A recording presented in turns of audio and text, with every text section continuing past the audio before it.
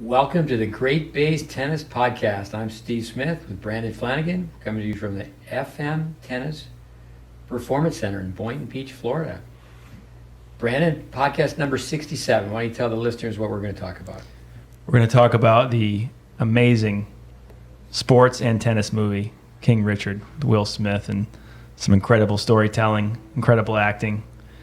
Of course, the plot, we probably have a pretty good idea, but the way they executed it, really, really special movie, in my opinion. I think you made a really important point for our listeners. Spoiler alert. So if you want to listen to our podcast after you watch the movie, you need to know that up front. Perhaps somebody would like to listen to the podcast first and see the movie second. I went back to back. I went 2 nights in a row. A friend of mine had set up where I could watch it on a computer the next day, but I said, no, I want to see it on the big silver screen. And I do think for everyone, I speak for myself, is when you see a movie a second time, especially if you could do it back to back, you can pick up some things you didn't the first time. But let's get started. It's not a documentary. Definitely some liberties were taken to dramatize the story. Once again, like you, I thought the movie was excellent. But like anything, there's the 3 things that I didn't care for. We'll get into number 1 in more detail, how Vic Braden was portrayed and how the storyline was really totally fabricated. That was not true. I have a connection to that because the people who produced the movie called me up and I shared a video clip that was part of the movie. Jennifer Capriati, I don't even want to mention it because 18 years old, they really think they threw her under the bus. Granted, the top professionals, they grow up under a microscope. 18 years old, 20 grams of marijuana. And, you know, that's the way YouTube works now, is that she had such an amazing career. She came back, that was covered in the movie where Rick said, hey, she came back and won Grand Slams. But just when you see that, how that was portrayed, I mean, it just... Richard in one of the interviews is like, leave it alone. I think that with Jennifer Capriati, people should leave it alone. You know, a lot of teenagers make mistakes. I know you and I didn't make any mistakes as teenagers. 0 mistakes. I knew you as a teenager too. You were perfect. That was perfect, right? Also too, that the Ranches Vicario, the bathroom break, the movie basically ended when Venus, it was at the tournament in Oakland. It was actually an indoor tournament. The movie, there was a nuance that was wrong, that it was an outdoor tournament. But I'm sure you could look up and see that there was a 9-minute bathroom break. I'm sure with Jennifer, 1994, and they showed her photo from the police station, the mug. But we can come back to that.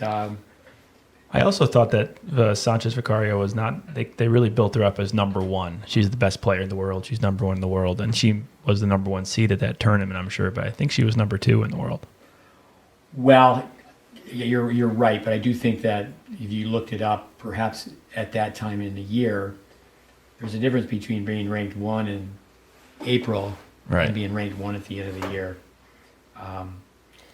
With 3 coaches, Paul Cohen, Vic Braden, Rick Macy. Let's just touch upon Paul Cohen. I'm going to guess that he's in his late 70s. If you want to get online, Paul Cohen Tennis, you can actually still take a Zoom lesson from him. That he was one of the coaches, and he was the top U.S. junior, captain of the Berkeley tennis team. He made the NCAA tournament. That's not an easy thing to do. Questions that insiders will ask. Someone say, you play college tennis? And they say, this is for Division I players, generally. But it works the same in the other divisions. To play in the NCAA tournament, not the top, it's a 64 draw, but not all top 64 players get in because if you win your conference. But he played the NCAA tournament, played 2 Grand Slams. By his mid-20s, he traveled to over 80 countries. Like Alan Fox, top 10 player in the world, top player. He also has a PhD and he's an author. He wrote the book, If I'm the Better Player, Why Don't I Win? But like Alan, Paul Cohen was a consultant to Israeli tennis. Actually, Alan Fox, an American, he played for Israel. But Cohen wrote. He was a contributor to World Tennis Magazine. I'm sure this is accurate, but his claim to fame is he was the first traveling coach on the ATP Tour. And he did that 7 years before Leonard Berglund. A lot of people think Borg was the first person to have a full-time traveling coach. So in the movie, you'll see that he did work with the Williams sisters. LA-based coach at that time, McEnroe, Chang, Solomon, worked with a lot of top juniors. McEnroe, Chang, Solomon, the pros. Not to take anything away from him, but he coached players who were already players. And I respect that, but that's not taking players from a beginning level. In the movie, they had McEnroe and Sampras practicing together. Yeah. As the Williams sisters came up. You thought that probably wasn't the case? Well, you could do the homework on that as far as their ages, and then they practiced. Their careers overlapped, and McEnroe had a place out in Malibu, and Sampras is from Southern Cal. But I don't think it happened just that way. Where I have a funny story, not based on McEnroe or Sampras being there. Just like when Jennifer Capriati, their careers didn't overlap as far as their time with Macy. So right. when they show up at Macy's finally, Jennifer wasn't there to hit balls with them. But I was working in Southern California. I was out working for Vic Braden. And for the first 6 months, I was a volunteer. Even to the point when they asked me to work, I turned them down. Because what I would do is when Vic would leave town, I would leave town. I was working nights to support myself. I was living out of a van. You know some van stories. So I wanted to meet anybody and everybody who taught tennis, and Paul Cohen is highly regarded.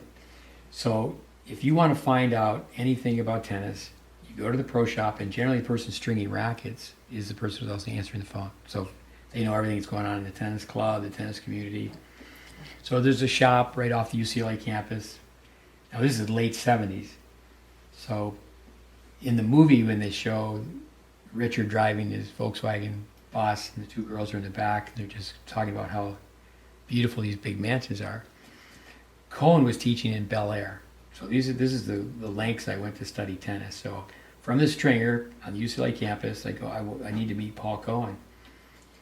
And he goes, I deliver rackets to him. Because this is where he teaches. Get the address. And then I rock up in my van, and I get out of the van, and I start to walk around this mansion, the tennis court in the back, so the stringer told me, and these two guard dogs chased me away. So anyway, I never got to, I never even listened to Paul Cohen in person, but he was... We got to finish that story, though. Were you quick enough to escape the guard dogs? I was in my 20s, and I barely made it, but I'm sure they had one back in the day. They had one of those electrical fences, but it's like, whoa, 2 Doberman pinchers. I mean, Ooh. You can't make that up. But in the movie, they're at a posh club with themes from Paul Cohen. Play close to the baseline, connect all shots, understand sequences, know stats. That's one great thing about just you can just look things up. I mean, I have a very impressive, extensive library. Paul Cohen, today I think he'd be labeled unfairly as old school coaching. There is no old, how's it go? Old school, new school, there is no school. Be planted. They did revolutionize, they made it seem like Richard revolutionized the open stance. Kept preaching the open stance. Open stance. And then, like the Williams sisters were the first to hit open stance backhands. But that's, you think about, say, Jimmy Connors, for example. Granny had great footwork, and they emphasized to hit off the front foot. But for the longest time in tennis, players played a one-handed backhand. So the open stance wasn't as prevalent. But the two-handed backhands are left-handed forehand for a righty. So it's like you're hitting two forehands. But more on Cohen, turn, extended the target, long follow-throughs. That's something that people don't really emphasize, especially on the forehand. Keep your head still. Playing close to the baseline means playing the balls on the rise. But he was definitely analytical. He professed, and I just really wanted to know more about Paul Cohen. 11 sub-games, so I could only really guess what all 11 are, but one of his lines in the movie, and that was something that if you read what he wrote, there's 228 shots. And you think about tennis terminology, you can go, all right, it's a forehand, conventional approach, volley. And so it's like, well, okay, that's quite a few shots. There's a forehand, there's an approach shot, there's a volley, and then you can string them all together. And we have a series of shots we just call emergency shots. Basic shots, specialty shots, emergency shots. I think today's tennis, you hear too much serve +1. I cringe every time I hear it. Some kid's playing 12 and unders, and he's tossing the ball way over his head, and he's got a really extreme grip on the forehand side. He's running around backhands from everywhere in the court, and it's just slap 1 and slap 2. In some way, one way or the other, I'm not sure exactly, but obviously highly educated, went to Berkeley, but he was a Wall Street analyst, so cerebral thinker, deep thinker. Mindfulness years ago was, figured out. I think today mindfulness is, used quite often with sports psychologists. Are you, a world-class human being? You remember this, Brandon, where Paul Cohen in the movie is telling Richard, no one is going to coach your kids for free. And he looked at him and goes, you did. Because, Richard, he did in the movies, he rocks up and McEnroe is upset, he storms off. It had nothing to do with Richard and the girls, but wasn't playing well in practice. Sampras, easygoing Pete. Because Pete, be all right if you just rest here for a minute? Coach Paul feed some balls to my kids. As far as the feeding, it did such a great job with the young girls who played Venus and Serena as far as how they looked on camera. They did a great job mimicking the strokes. And Vicario, too. You were telling me that's all, they obviously put that ball in afterwards. It's all shadow swinging, and they throw a little CGI in there. But as far as Paul Cohen's feeding, you could tell right away that he was not that skilled of a player, the actor. Same with the person who portrayed Macy, the actor. Yeah. With the movie Wimbledon, Pat Cash was the technical director, and the leading actress said, just remember, move your feet, get your racket back. But yeah, I'm not sure what the term is, superimpose the ball, but the girls definitely, and one of them, I'm not sure which, I read, and it was pointed out which one, but one of them is actually a lefty. But I think they did an outstanding job. Oh, yeah. With how they swing the racket. Venus, the slightly late forehand where the follow through kind of comes up a little bit too high. The backhand where the take back is so low, kind of pauses. Really early take back, but a low take back on the backhand. There was a scene where Paul Cohen has Richard and the two girls watching a videotape of Capriati, because she, a few years younger, she breaks on the scene, and she won the national 18s at 12. I think it was the Orange Bowl at 12. So they show a film of Macy, and they show a film of Capriati hitting balls, and the camera goes through the crowd and it zeroes in on Macy. And Cohen says, Rick Macy, he's not as dumb as the rest. So I do think there's little nuances like that, because there's so much ego in tennis teaching. With Rick Macy, let's go through a few things. Anything from you though on Paul Cohen? Anything from that part of it? Well, I thought it was interesting how, and we'll get to this more about Richard himself, but how quickly he then kind of, once he felt like he wasn't needed anymore, he just dropped him like a bad habit. Just done with him. Yeah, and didn't talk to the wife, didn't talk to the girls. Just made the decision, and then Paul, all the work that he had done pro bono with Venus only, not with Serena, but just done. He just was out. Yeah. And that's not a name, I'll be honest, that's not a name that I even heard before I saw the movie. So we had to, after the movie, we saw it together and just talked to you about it, and I didn't really know anything about him. So he obviously, is a coach who's had a strong reputation, but as far as his work with Venus, I don't know if he got his end of the bargain out of it. No, I would think a penny. Yeah, a penny. It's too bad. There's this thing called experience, though. So he definitely had to learn so much from that.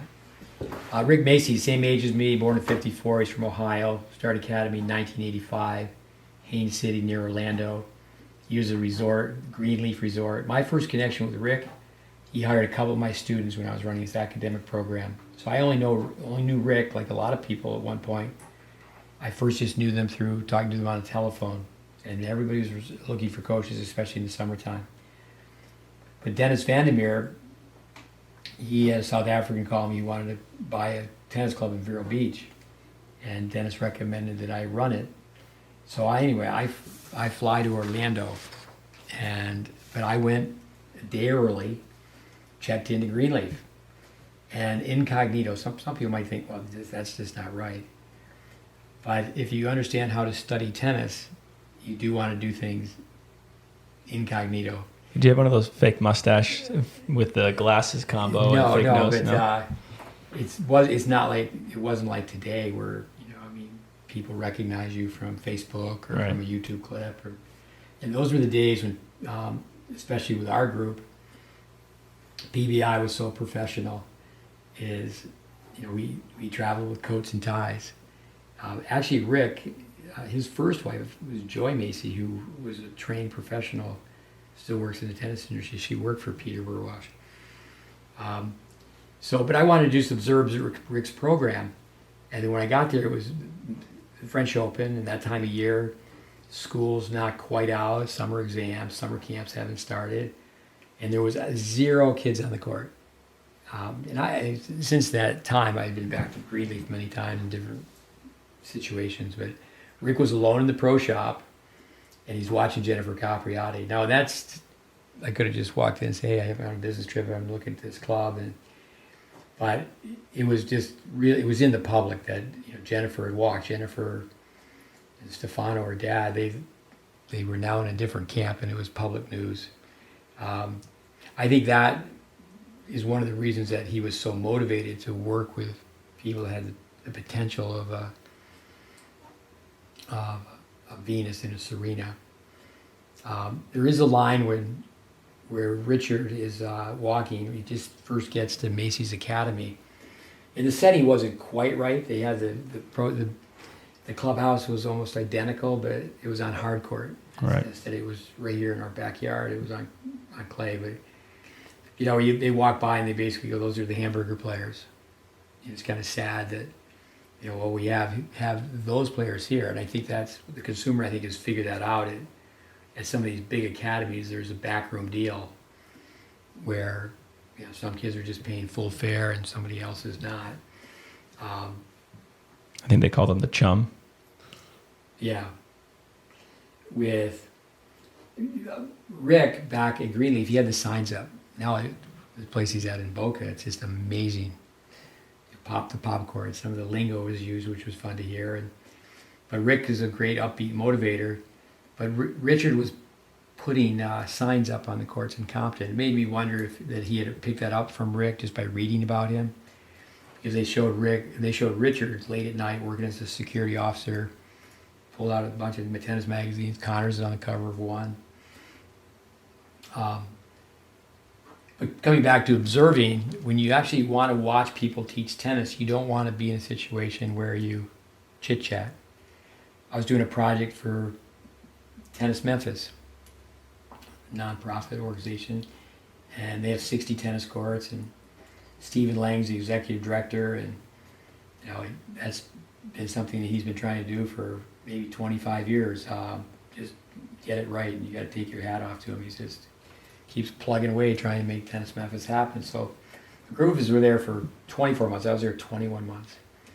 So one of the national coaches from the USTA came in. And I told Steven, I said, you can't come for the first 2 hours. He said, why? I said, because it's going to be a female coach. She'll be really nice. And you talk to her, she's going to look you right in the eye. And we don't want her to be looking you right in the eye. We want her to watch what we're doing on the court.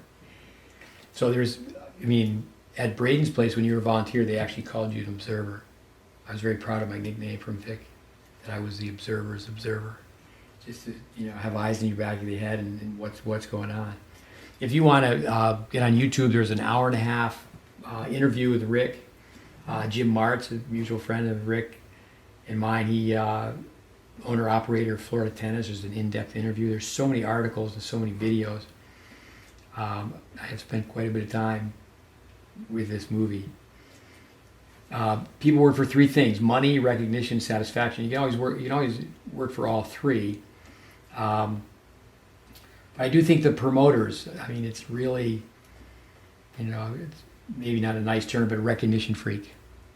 I think I tell people. I've told many people over the years, you would change your last name to sit in the booth courtside with a famous player.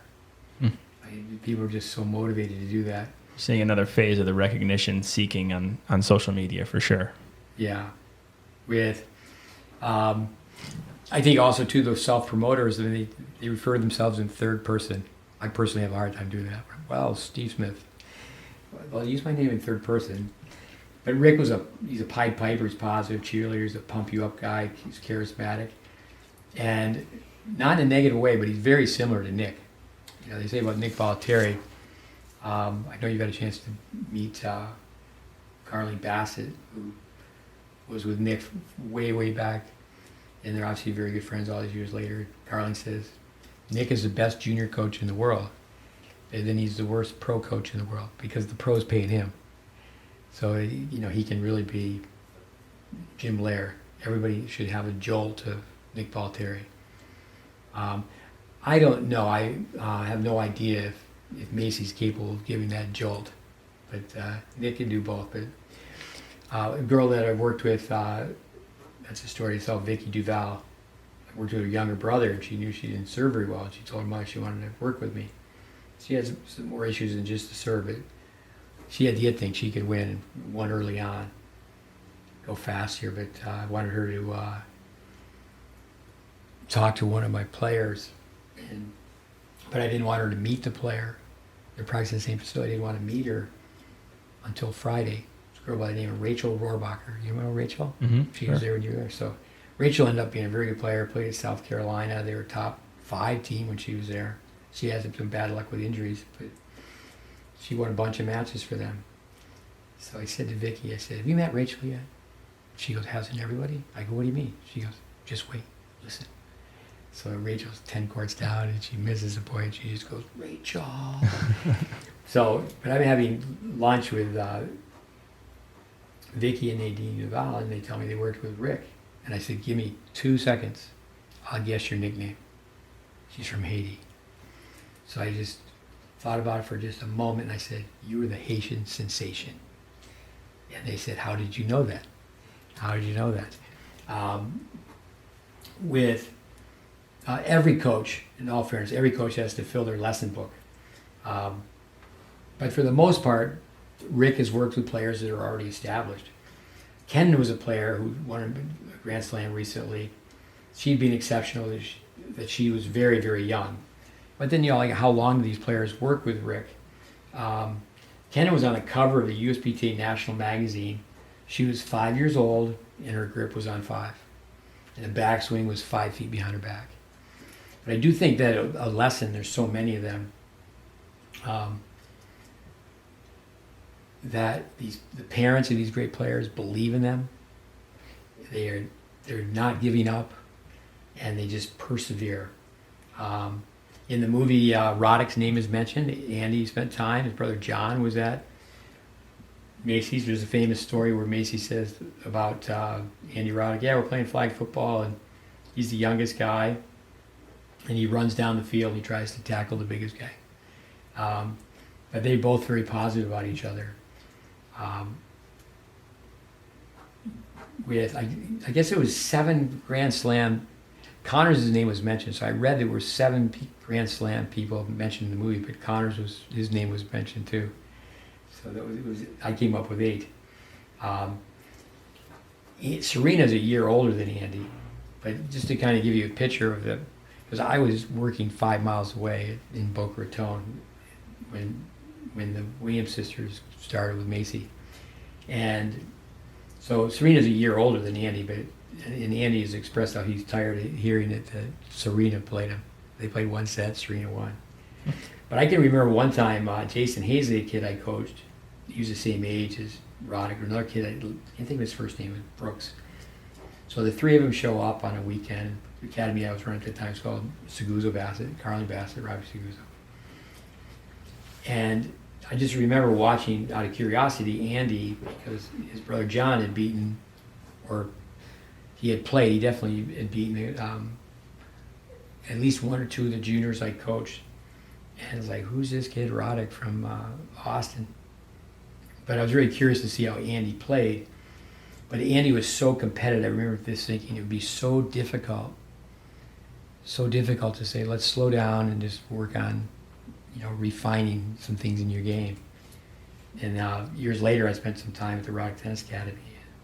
And Andy, such a great player, but played a Davis Cup match, TV. John McEnroe, you can hear it over the TV, says, why don't you try to serve and volley? He's got one of the best serves in the world. He goes forward, he's unsuccessful. And then he just tells Patrick was the captain, how dumb that was. But as great as these players are, I mean, there's things where you look at it, like say Serena and Venus. I think people just tell us to go sit in Section F and buy some popcorn, that they could have even been better. Scary part. Right.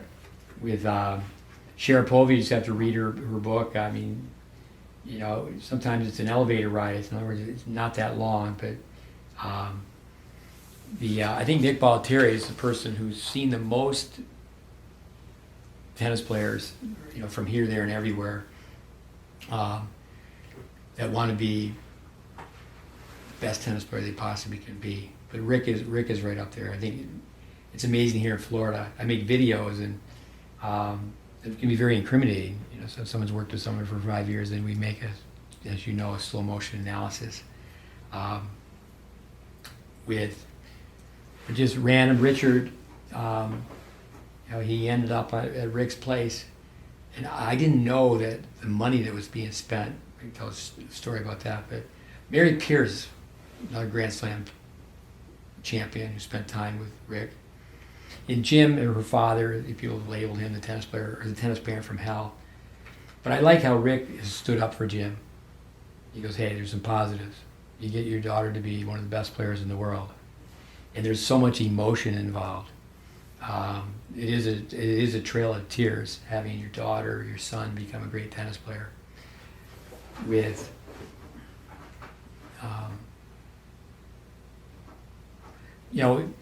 critical, cynical. Rick has been the USPTA Coach of the Year a half dozen times. My guess would be a half dozen times. And I'm a member of the USPTA, and I think all coaches coming in, you shouldn't be able to voice your opinion unless you're associated. You don't have a voice unless you're a member. But I do think sometimes it's like, well, if someone, say even in college tennis, their team wins a national championship, they become the national coach of the year. Mm-hmm. And, we'll get into Vic Braden, but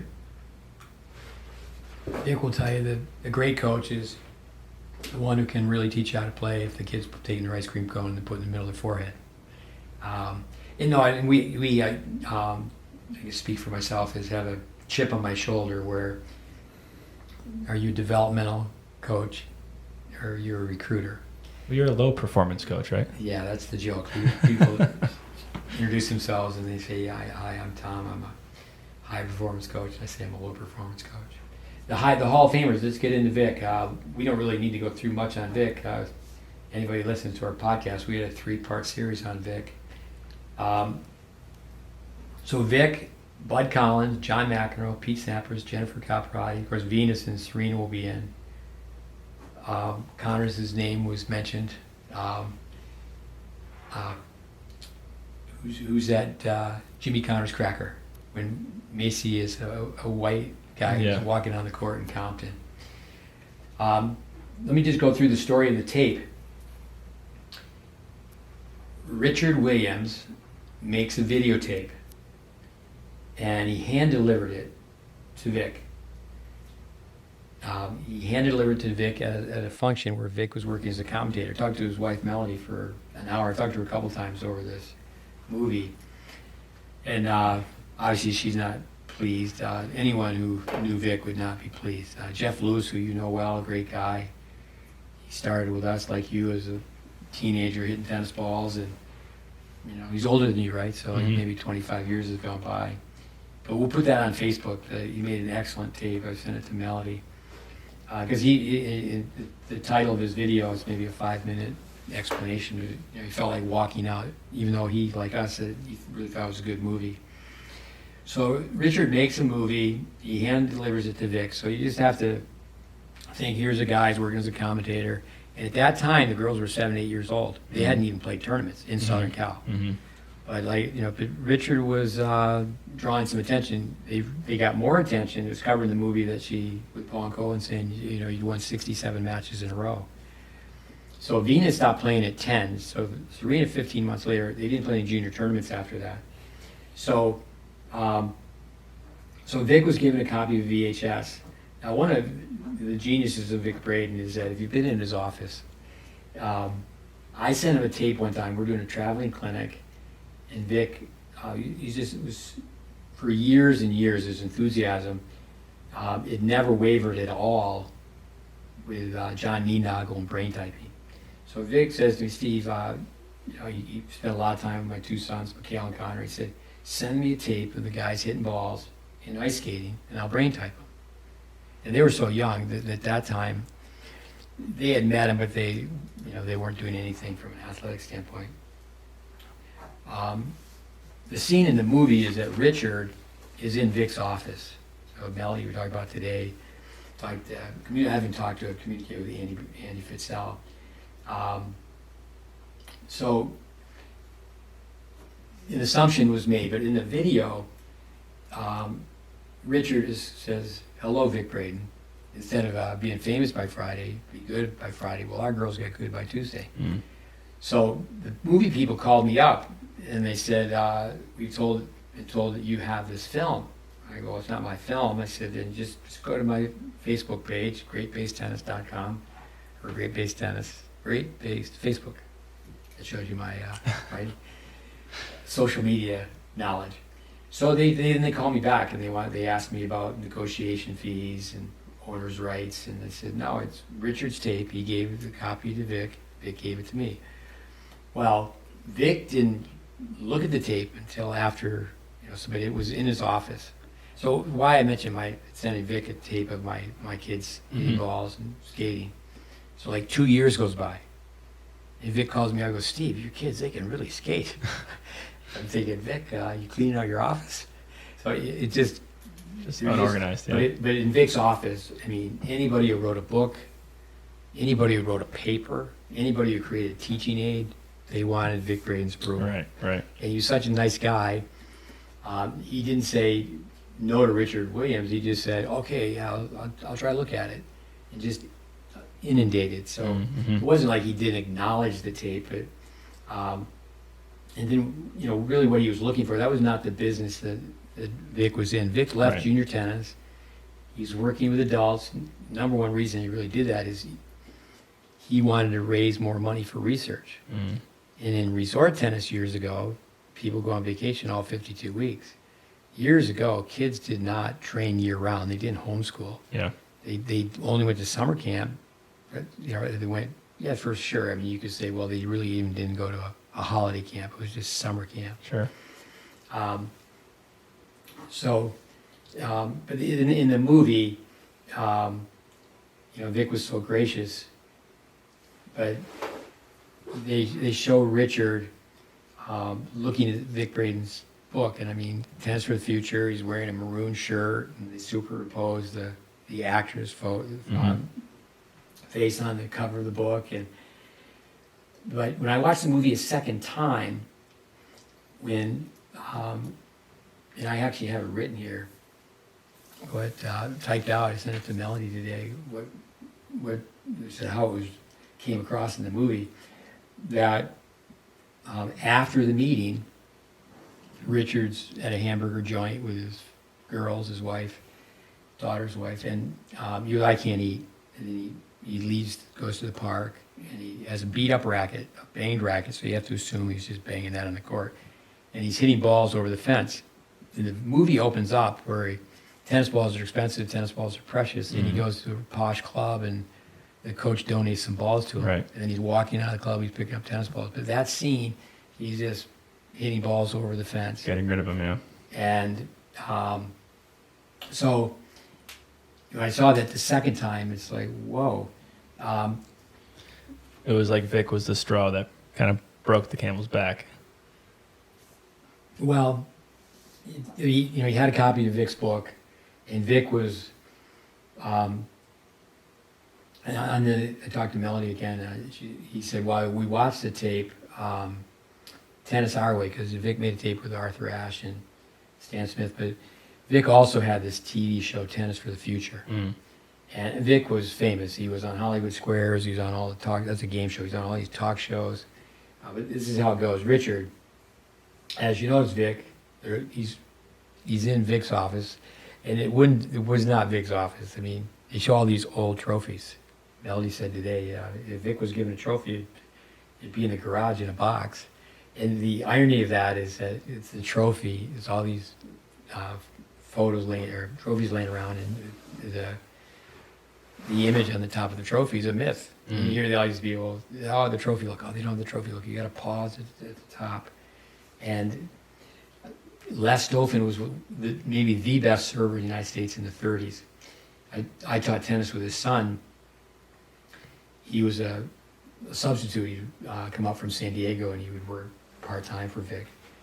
But it was the artist, the sculptor, said, no, people would turn like a baseball player, they're really good servers. I want this arm up, this arm down, elbow down. Some irony in that, but so I'll just read this. Raise your hand, Serena. Venus Williams. So then it was a combination of listening to the tape and then dialogue. We have your tape, Tennis Our Way. We've been viewing it. The tape says you'll be good by Friday. Well, guess what, Vic? We'll be good by Tuesday. The girls are looking for some coaching and think you'd be great, so I want you to relax, take it easy, and get a chance to see some real good tennis players. That's it. And then Vic says, so I guess you made the tape on yourself. And Richard goes, yes, I did. And Vic actually says, that's very industrious. To pop in Vic, who was Mr. Cameraman, to pop in a VHS tape and film. Richard talks about how you were there, the camcorder. Richard, oh yeah, I'm a businessman, Vic. And this is the deal you're asking for? All this for free, Richard? Nobody's taking that bet. Tennis is a technical game, probably one of the most.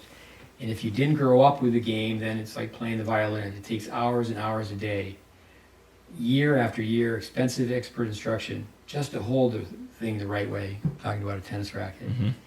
Vic would never ever say that, hold the thing the right way. I mean, he could just in a split second tell you what grip you had. And even for families with unlimited financial resources, the chances of achieving that kind of mastery and success you're talking about, I mean, for one kid, let alone two, it's like asking somebody to believe you got the next two Mozarts living in your own house, It's just very, very unlikely. I'm sorry. It's just my 2 cents.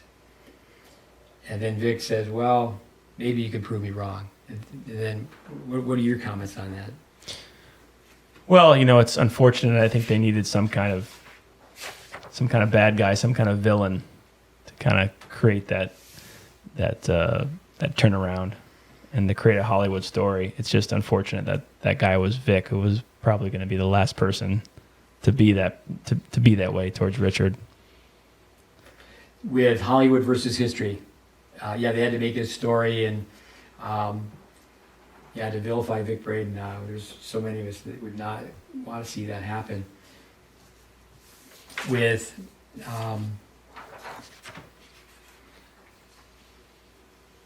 one thing that was missing from the movie is I would have just spent dollars to donuts.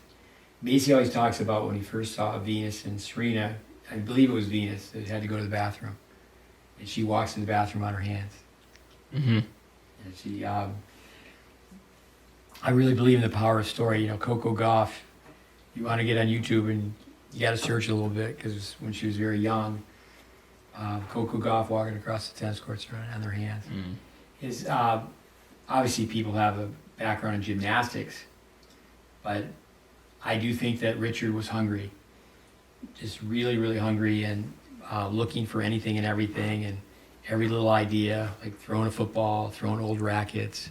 I remember the first time I saw the movie Little Mo, and her first coach, Folsom, I think his first name, but he said, "This is the best drill." I really,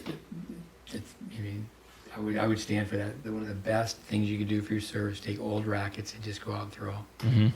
And just keep working on throwing action, and then just get the toss right where it should be. He had them also hitting swing volleys in the pouring rain, and it's amazing. Think of Steve Nash playing basketball in the rain and how most people just don't do it. And same with tennis too. It rains, you're not going to even consider. Now on a clay court, of course, you shouldn't. But on a hard court, there's nothing wrong with playing in the rain. Steve Nash loves tennis. Steve Nash grew up in Vancouver, which is not a hot spot for basketball. They say his brother is even more talented than he is. Was he 6'3"? He stands on the NBA floor. He doesn't look too big, but Yeah. Canadian coach Miran Mann we talked to was telling me that where he, you hear a little bit more about Stevie Nash's history in Canada because he's Canadian, but played 30 minutes of basketball every day without a ball. And when he would get on the bus and be riding with his NBA team to the airport, close his eyes. He's just always playing basketball. But the Williams family influence, I think, over all of tennis. I think people are talking about the Fernandezes right now, with Layla doing so well, Coco Gauff, of course, Osaka. There's just all sorts of examples.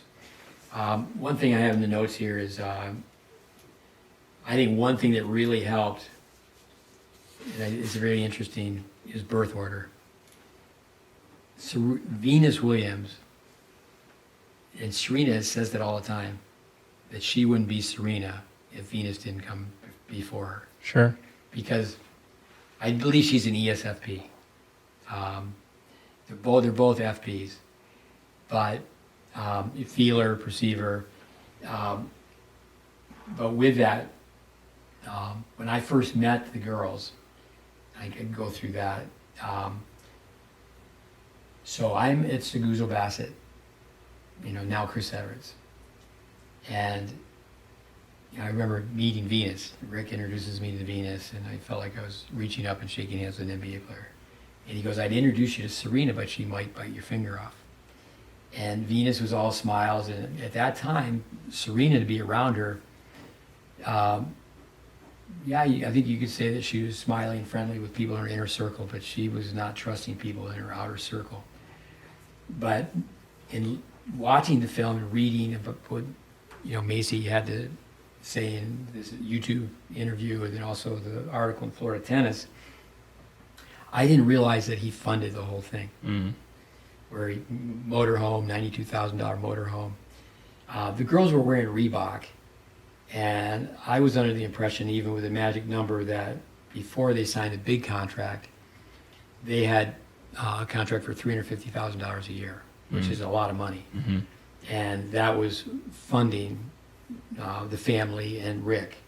Now, just like how accurate were the things with Vic Braden, I don't know how accurate the things were with the finances, but Rick wanted out of the situation he was in Delray Beach.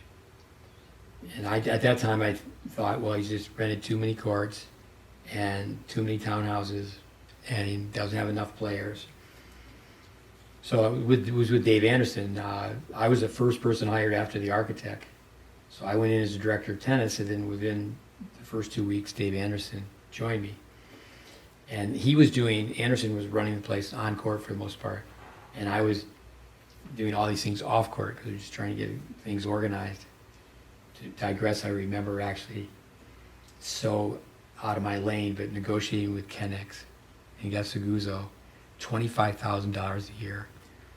I believe it was, X amount of rackets, like 100 rackets that he could sell for free. And And I thought, this is great. And he goes, there needs to be another zero. And I go, Robbie, you're not playing anymore. You're not playing at Wimbledon. You're teaching over here with these kids in this corner of Boca. But it went on for weeks and weeks. And was Macy going to join us? Was he not going to join us? He wanted to be in. And I think after seeing the movie, it was really more about finances.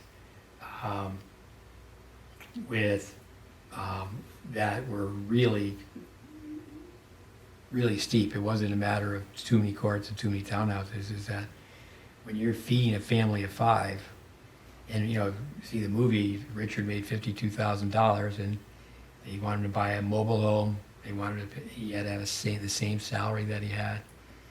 And it was really interesting too, where all that's going on, and he told Rick, he goes, Rick, well, you work for me. It's like, did he really say that? But I do think with Serena, the birth order is that the laughter was needed but I can remember because I was working off court, Carly Bassett, it was giving me a hard time because I was putting some weight on. And it was back when there's no cell phones, but there's these big battery operated phones. If you didn't go too far from your house, you could go for a short walk. And I mean, I had so many conversations with him at midnight. I said, yeah, you can call me anytime. And he called me anytime. But really in the end, where it was finally approved that he was in, but when he was in, it had to become the Rick Macy Tennis Academy. Mm-hmm. So, and then shortly after that, the whole thing went to Chris Everett, IMG. Racism. I've got some thoughts on racism. You want to comment on that at all? They made obviously, it's a theme in the movie, and when the girls first start playing, or really when Venus first started playing tournaments, you could sense this kind of the racial, connotations of the tournament really being exclusively white young girls, and she was the only black girl playing in the tournament alongside them, and overall, Richard Williams describing how his life was growing up in Louisiana and the treatment himself and his father received, absolutely was a driving force behind what he was doing with Venus and Serena, but also a driving force behind the theme of the movie, and yes, what Venus and Serena have done, to pave the way for so many others. Not that they were the first, African American tennis players to ever play, but to be number one in the world and to have the success that they've had from the background that they have in, growing up in Compton with Richard, and just incredible, obviously. But yeah, that's definitely an overarching theme in the movie. Made me think of a project I did with the South African Tennis Union. Federation sent 4 players. I've got down here: Jeff Kutziert, Lucinda Gibbs, Giselle Swartz, and Jason Stoltenkamp. I saw Jeff on TV yesterday, coaching the Colombian doubles team. And I was the coach, chaperone, chauffeur, Craig Tiley, who's from South Africa. At that time, Craig was just a progressing tennis pro who was working really hard, but the connection was with Russell Seymour. And before that, a couple other South African kids, John Lofbiaga being one of them, were sent to us in Tyler, Texas. And so this was in the 80s. Jeff was the first black from South Africa to play Wimbledon. But in being the coach, the chaperone, the chauffeur, and driving these kids for 3 months to tournaments, I was just shocked. Now, thinking about Vic Braden, how Vic would have handled it, he wasn't confrontational at all. But I can remember, just like the scene like the movie, is that people were not happy that I had these 4 kids with me. Mm-hmm. And I remember I do think I have a few verbal comebacks from maybe having 3 older brothers or even 2 older sisters, but living in the locker room. And so this guy reprimands me. He goes, "What are you doing? Why are these kids here?" And I look at the guy and I go, "Well, I guess you don't want your kids to have anything to do with international tennis." I think sometimes you just have to be able to say that one thing. But, reverse racism, I think people are afraid to mention that. Richard was very outspoken, and this would be very mild, but the definition he had for doubles was killing the white turkey at the net. So, and there were some scenes in the movie where he used it with humor, where he sat down with the two possible promoters and said, I'm happy everybody took their hood off today, meaning the Ku Klux Klan. But as you mentioned, they weren't the only blacks. I mean, the story of Althea Gibson should never, ever be forgotten. And then also, someone who I got to know quite well, the late Angela Buxton, she was Jewish. And they were also discriminated on. You can't play here, you can't play there. And they became a world-class team, winning Grand Slams. Arthur Ashe. But also, too, right before Serena and Venus cracked the big time, Lori McNeil and Zena Garrison. So I think that's something that, they weren't the only. They weren't the only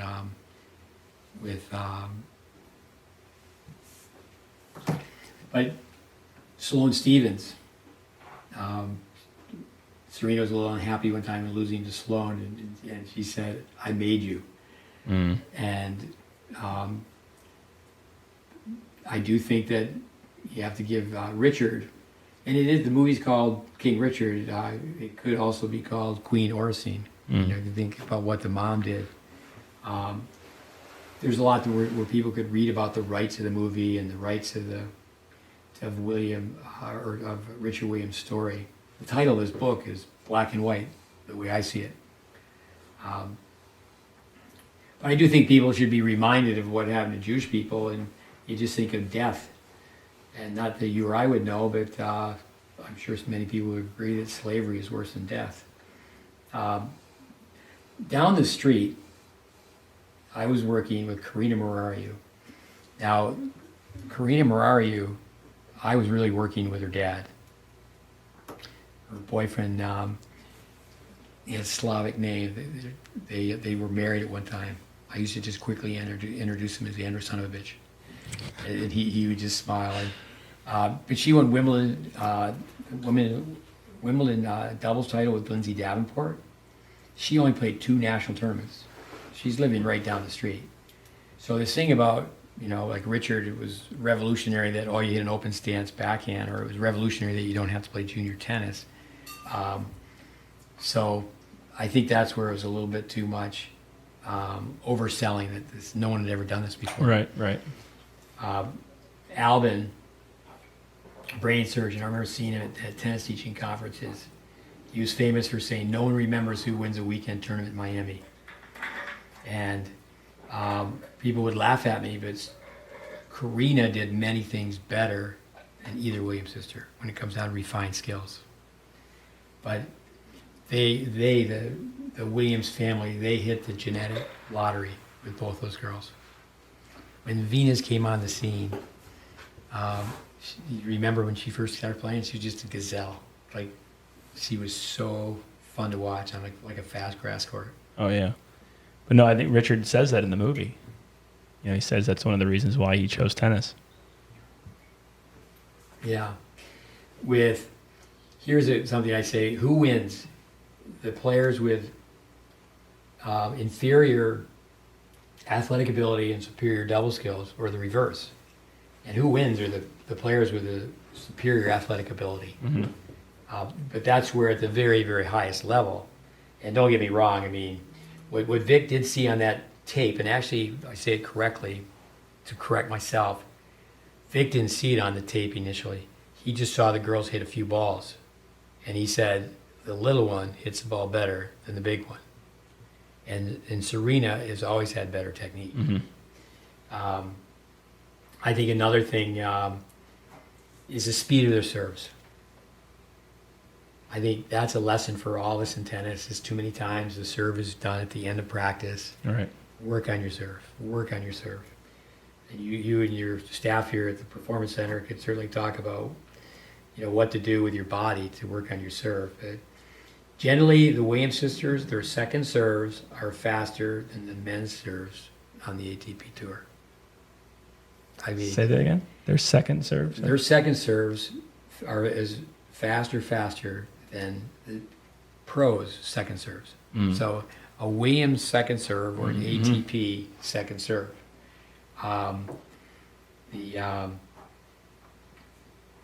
Glennon, who works for you mentioned the name Mackenzie. He's talking about athletic ability. I thought you meant Mackenzie McDonald. Oh, no. And Mackenzie McDonald's a great tennis player.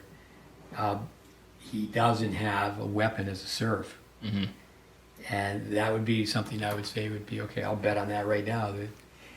Let's look at Serena's numbers, Venus as well on her second serve. And, it doesn't have to just be the ATP, like, okay, what's going on? And, the best players in college tennis, that's the men versus women. But let me ask you this, did we really get a full picture of Richard in the movie? 2 hours and 41 minutes.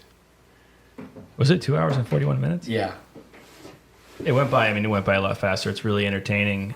So definitely go see it.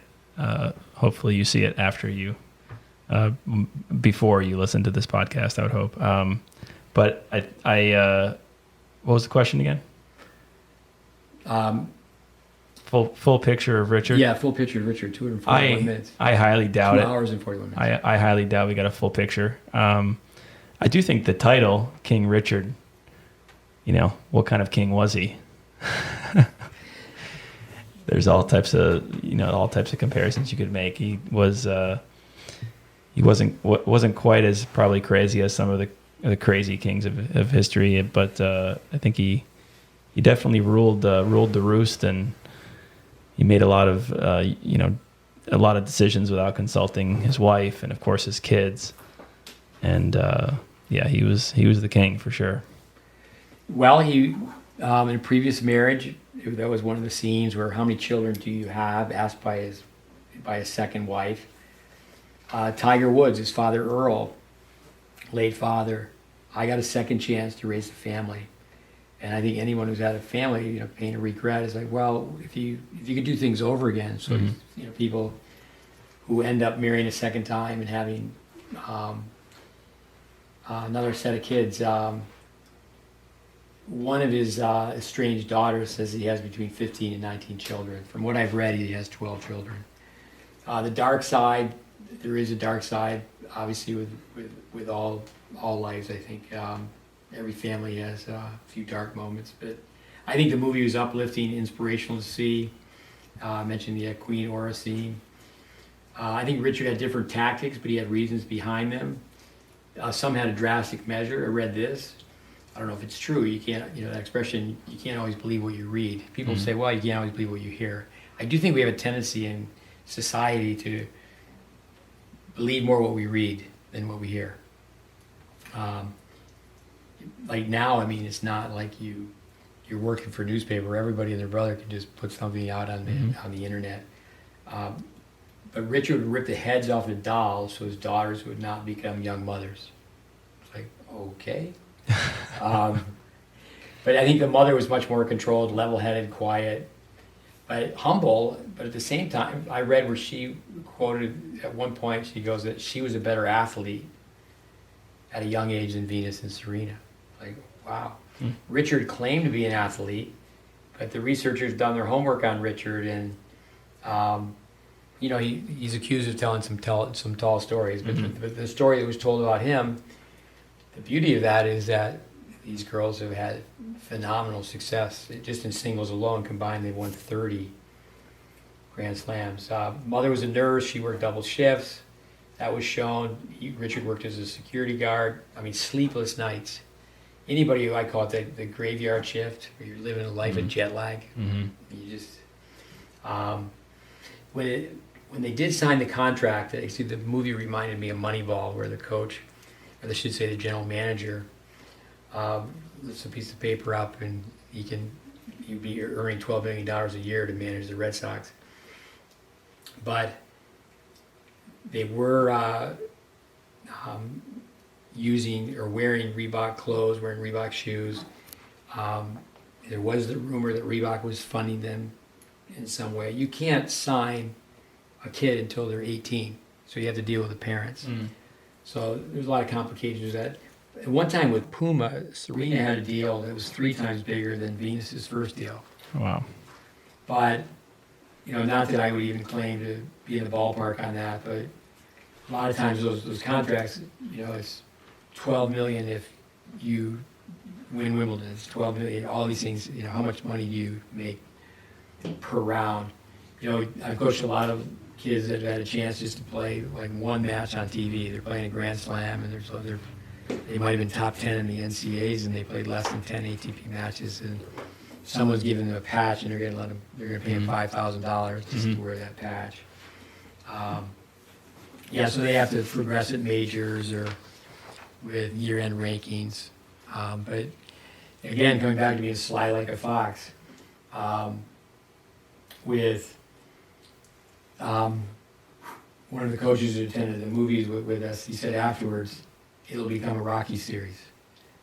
Because it ended when Venus was 14, so obviously a movie could be made about Serena and her life. And there could be, they could continue. I do think someone else told me this, that they had to hire the drama, they had to have the drama there, drive-by shooting and such that,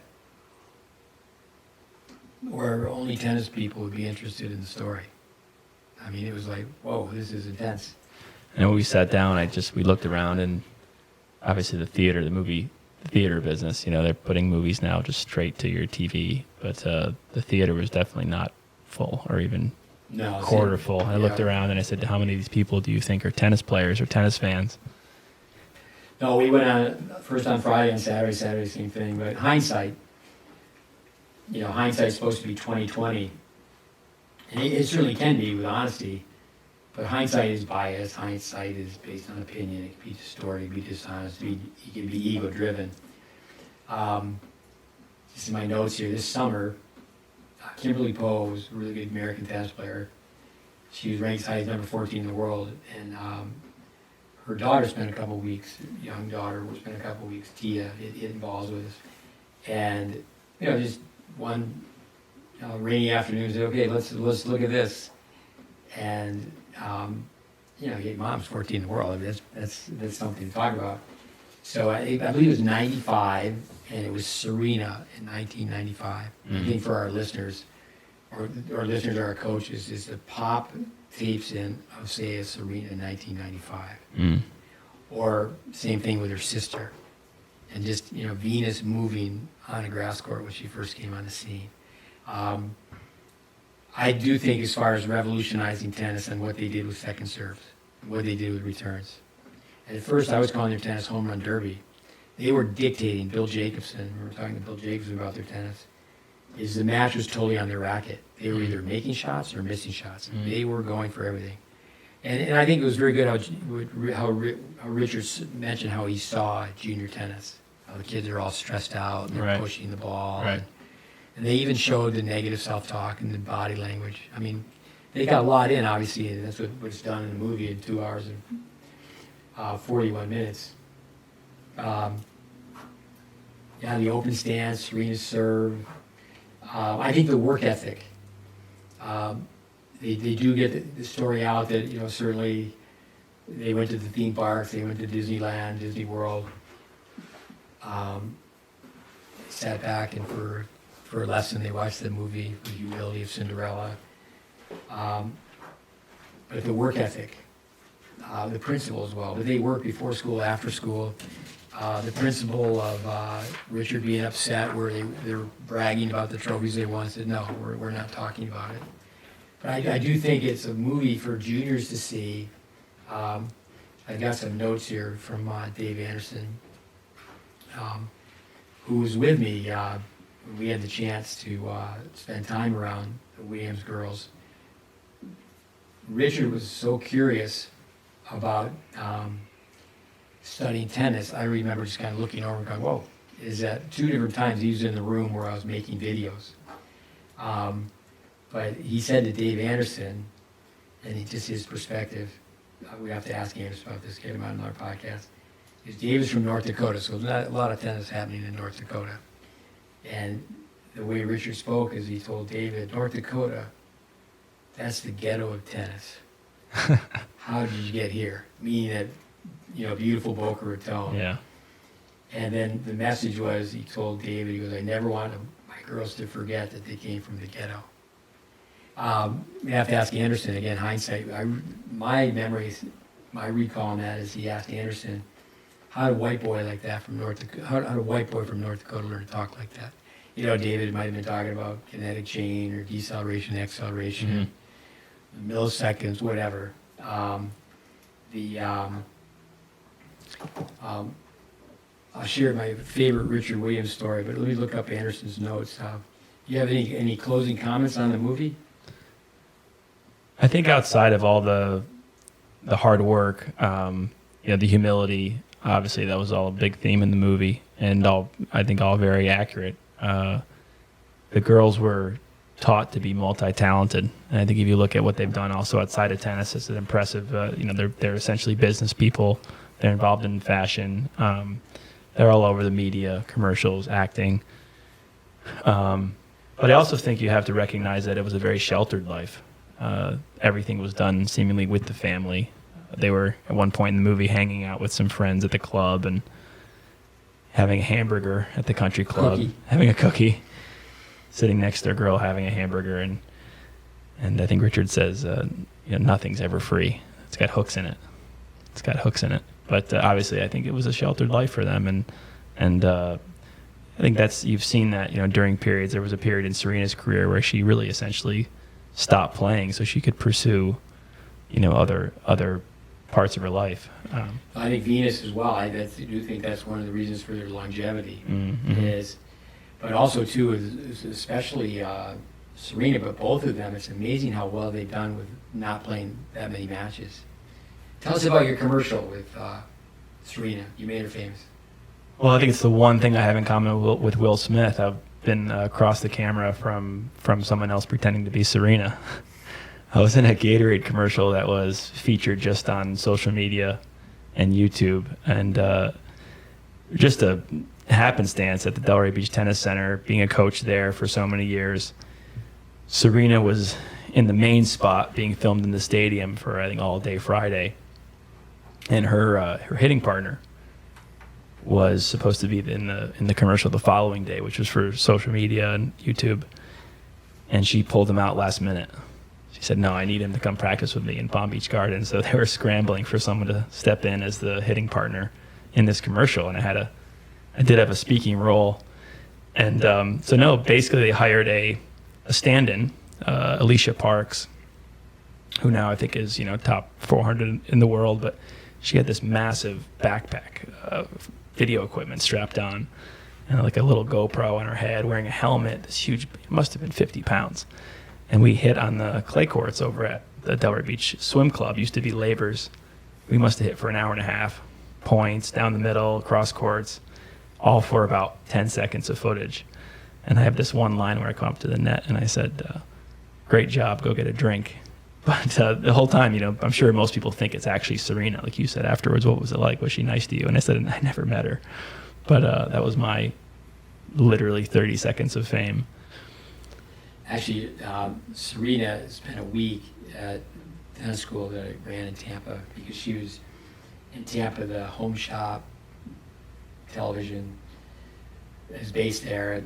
Stevie Longley, Brad Thyroff, Austin Krychek, Jameer Jenkins have a connection one way or the other with those guys, and they were all sparring partners with Serena. And I remember she was so nice. I went up and said, "This is how I recommend we do this. We've got 60 kids over here playing tennis.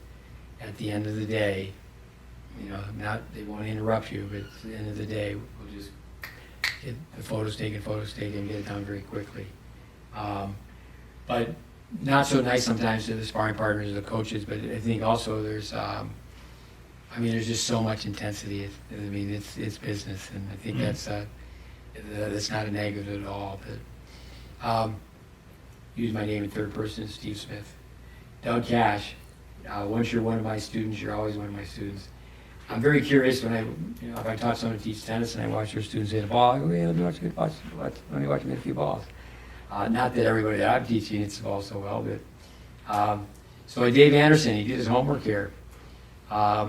Then he told me that this makes up for an assignment that he didn't do in 1987. But this is what he wrote down from the movie. Have a plan, trust the plan, be willing to adapt the plan. The altitude of the household determines the trajectory of the player. Build adversity quotient by creating adversity, not avoiding it. Don't rush it. Confidence and humility are linked in champions.